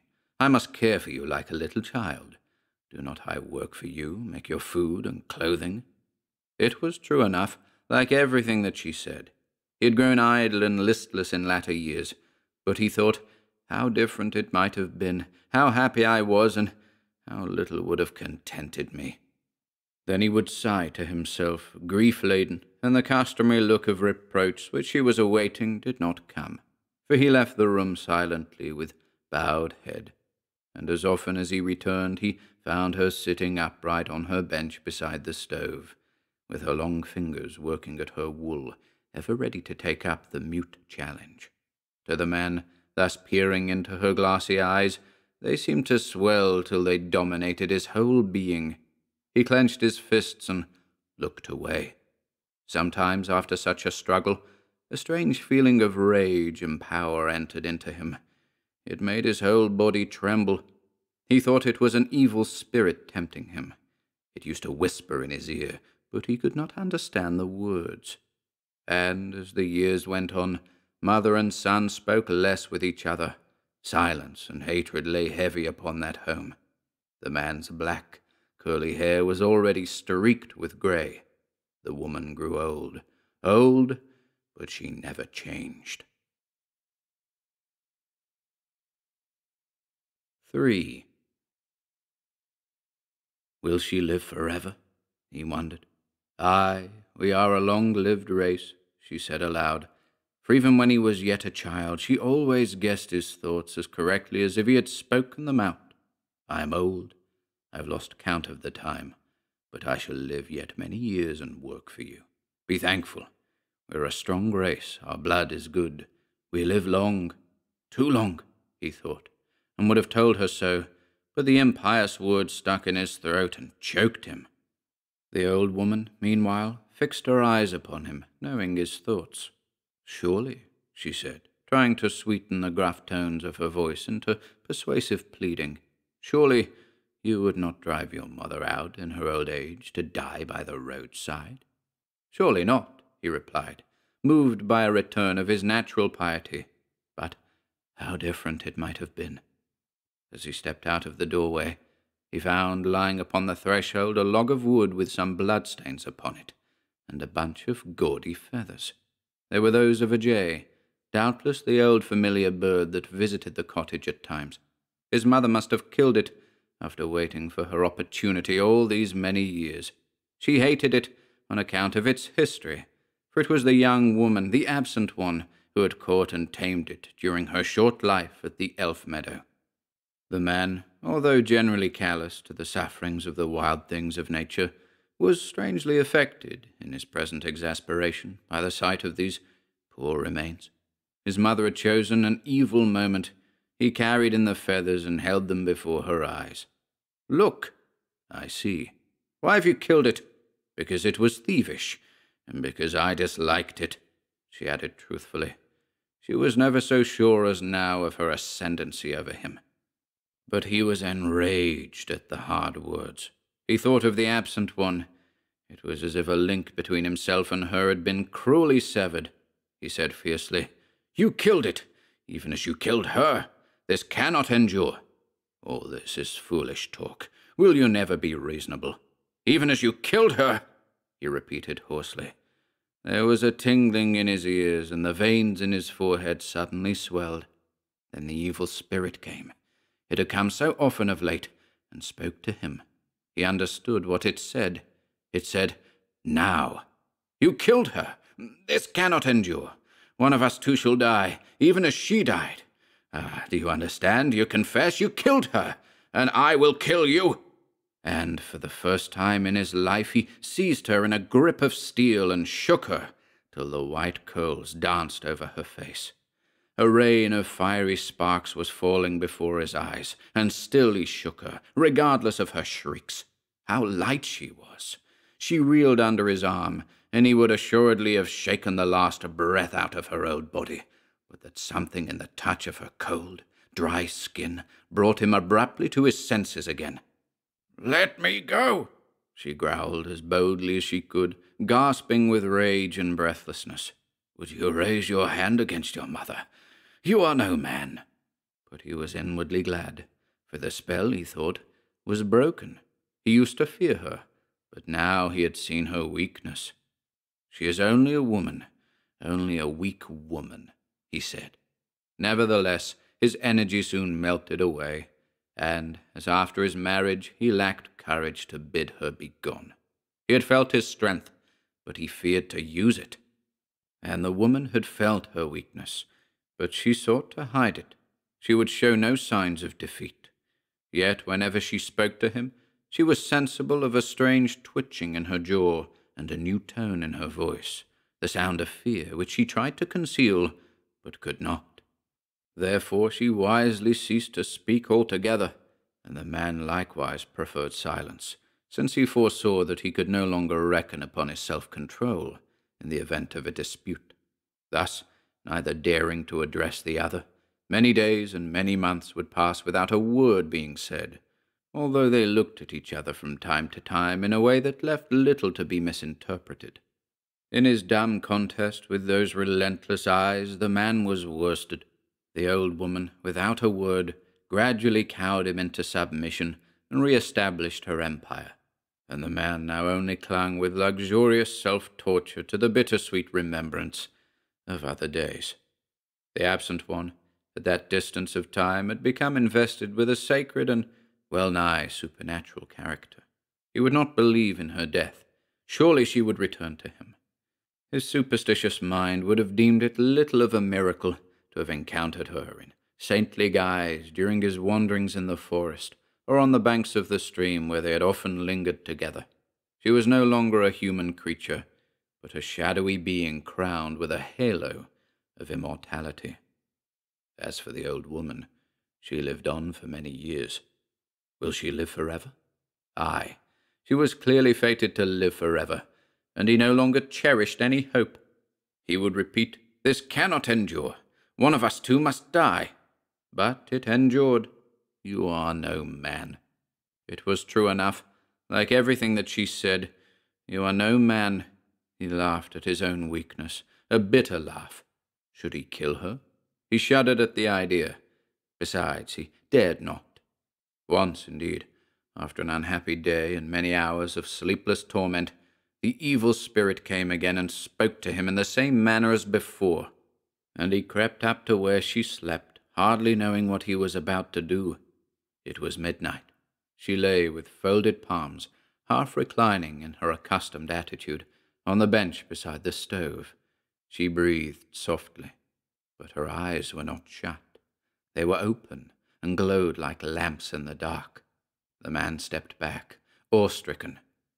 "I see you," she said calmly, without moving so much as a finger. Hated words that haunted him ever afterward. She was satisfied with her triumph, and said nothing, but the man's last spark of courage was crushed out of him. Thenceforth he walked with downcast head and averted look. Never again would he raise his hand or even his voice against her. At times, to escape from his care, he descended into the valley and drank fiercely, but more often he wandered through the lonely forests, loudly praying for forgiveness, for guidance, and for release from those awful eyes that, vampire-like, sucked out the strength of his body. His soul was humbled to the dust. The trees, the rocks, and the wild waters were witnesses of his heartfelt supplications. He prayed thus for many years, and in the end his prayer was heard. 4. For the old woman grew blind. The blue fire faded out of her eyes. They became milky, as it were two white opals, though the flame still burned dimly within. For a long time she hid the change from her son, but he found out in the end, and thanked the great being who had heard his prayer. "You wax blind, mother. Your eyes are filmy." "Nay, you mistake. I see well," she answered, looking boldly toward him, for she knew that he was watching her. She struggled on with an iron will. Whenever his glance fell upon her, she must have felt it, for she at once stared back into his face, and so steadily that he often wondered whether he was indeed not mistaken. But her task became harder every day, and she began to fear mightily, for although her old body was healthy and tough as an oak, she foresaw that, with the darkening of her sight, her power over him would wane. "The film grows upon you, mother." "I think not. I see my wool," she croaked back. But slowly the crystal of her eye clouded to dull horn. Again he insisted, "You see me less plainly than before," strangling as best he could the joy that quivered in his voice. "I see you well enough." But she saw him not at all. She was stone blind, and when her son spoke there resounded a horrible note of triumph and menace in his voice. She thought, "He will kill me if he discovers the truth," for thus she interpreted his crooked peasant nature. Yet she still contrived to hide her fear, even as he hid his joy, casting about meanwhile for some new device to overawe him. At last she hit upon a cunning and bold deceit worthy of her fearless mind. "I am not blind. I see you. I see every hair on your head, and I look into your eyes. I pierce them through." He turned aside from her fixed stare. "Is it possible?" he wondered. "I see. This film of which you speak is in your own eyes. I can see into your very heart and read your evil thoughts and wishes. Are you not ashamed?" Such words she often repeated, and each time the man heard them it was as though a lash had struck him, and he looked at her, endeavoring to read the truth out of her calm face, and his superstitious mind grew afraid. "I see you," she repeated, and she dissembled so well that he began to believe, his blood curdled with fear. Was it possible? He took to prowling stealthily as a lynx, hoping to avoid her glance and, by taking her unawares, to satisfy himself of her blindness. But she was too quick for him. Her pearly eyes always discovered his whereabouts, and her words sank into his heart. "I see you. I see everything," she growled. She had duped him, but a nameless dread fell upon the man. He went out of the door and passed through the forest, and did not return for many weeks. 5. One sunless morning in the early spring, he staggered home from the village. His gait was unsteady, but there was a steady purpose in his heart. The old woman lay in her accustomed attitude on the broad bench beside the stove. She never moved. She slept. She slept much in these latter days. The man crept nearer, craving to look into her face. She slept on, and her sharp ears never heard his approach, for the Elfwater was in flood, writhing and screeching in its narrow channel, till the cottage trembled with the fury of the water. As he bent down to look at her, the door was burst open by a sudden gust of wind, but she slept on. He turned back to shut it, and as he did so, he looked out upon the landscape. There was sunshine and peace in the valley below, but here all was grey desolation and loneliness. The torn clouds stuck among the pines, and ever and anon a ghost-like pillar of spray rose up from the noisy depths and drenched the meadows. It was on such a morning he remembered how long he had waited. Surely she, the absent one, would come soon. And he returned to look down upon the old woman, the cause of all. She slept on. Then the evil spirit drew near and spoke to him. It said, "Now," and already his teeth were set to the work. But at that moment she awoke of her own accord and opened her eyes. They were like discs of polished lead. And when she had done so, and never so much as took notice of him, he knew the truth. She was blind, blind as a stone. He stepped back a pace, breathing heavily with the weight of unexpected joy. And then an immense wave of love and compassion swept over him, submerging every other thought or feeling. He pitied her misfortune, and would fain have forgiven her all. He would love her doubly. He would humble himself in ministering to all the wants of her old age. But the woman soon felt the human presence, and, in mingled fear and defiance, shrieked aloud, little dreaming what effect the words would have. "I see you! I see everything!" Hated words that turned his love to very madness. It was as if a crimson flame leaped up before him, burning away the remembrance of all that was or had been. And he held her gently, and said, his words sounded like a lesson learned beforehand, "Enough. Come. Begone, fool. Will you raise your hand against your mother? Leave me." But he only drew her nearer to him. Then the truth flashed upon her, and her voice broke from its troubled depths to a scream that drowned the howl of the wild waters. "Out upon you, monster! You wish to kill me, but I wish to live. Are you not satisfied with my blindness?" She thought by this confession to appease his wrath, but it was too late. Her words were lost. Perhaps he would have obeyed if he had heard, for his piety was fervent, but he saw and heard nothing. There was a din in his ears as of crashing thunders, and a mighty curtain of blood swayed heavily to and fro before his eyes. He merely uttered that one word, "Come." It sounded dreamlike and distant, as though another man, not himself, was speaking. The woman, undeceived as to his intent, struck out bravely with her arms, fighting like a mountain cat. But he gathered energy from her resistance and picked her up as he would a child. For though tall, she was thin and light, and carried her out of the cottage and across the damp meadow. The Elfwater shouted for gladness. He returned alone, and sat still a while, pondering painfully. Slowly, reluctantly, one by one, the memories crept back, building themselves up into the hideous fabric of his crime. Ah, He remembered it all, but a pallid fear shook him. What if she had not died? And if the Elfwater yielded her up again, even as it yielded up all else?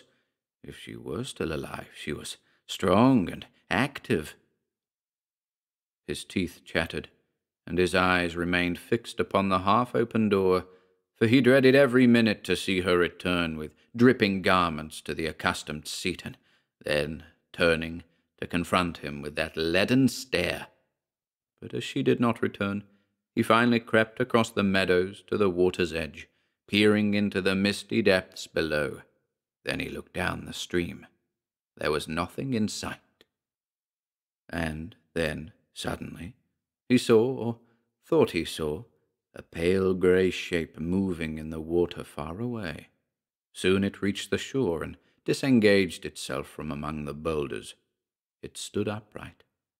How tall it was! Its garments were long and clinging, and it climbed slowly toward him, stumbling often among the stones.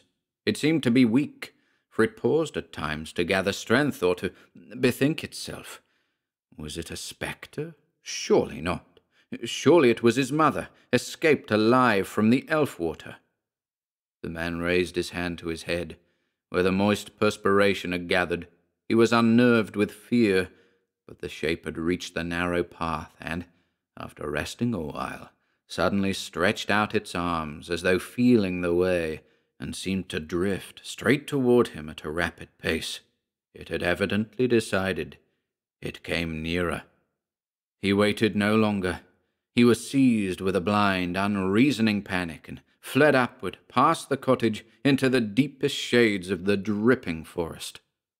And there, sheltered under a huge fir, he remained many hours, terror-stricken. Evening closed in upon him. At last he reasoned away his fear and turned his steps homeward in a quieter frame of mind. And yet he could not rid himself of the notion that the horror was somewhere near at hand, lurking in the darkling shades.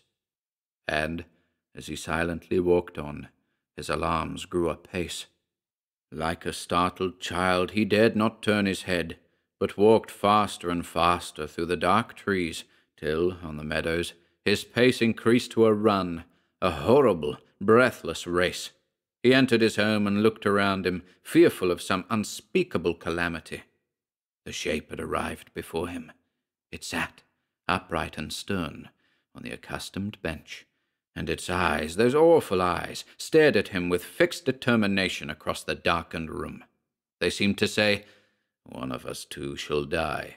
He felt his hair raise itself under his thick fur cap. He would have fled, but his feet refused to move, and there began a strange throbbing in his head.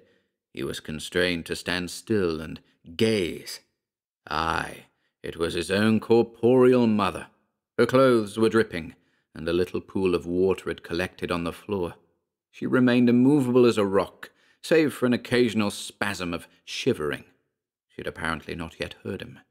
There was a line of human suffering about the mouth, as of one who would weep but cannot, and the man saw a small stream of blood oozing from a wound on her head. It trickled slowly and stained her white locks with crimson. At that sight there fled across his disordered mind a shadow, a fleeting mockery of the former feeling of love and contrition.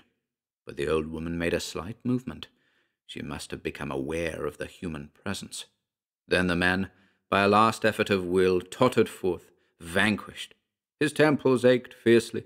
Bereft of reason, he strayed into the grey twilight, to the water's edge. And lo, not far away from a certain little knoll, there where the earth slopes away in a steep ledge above the thundering cataract, another frail white shape floated lovingly toward him. It enveloped him in its dewy shroud. The spray fell in showers upon his burning head, but his arms sought the yielding form, and he fell prone into the void, meeting its chill caresses with a responsive kiss.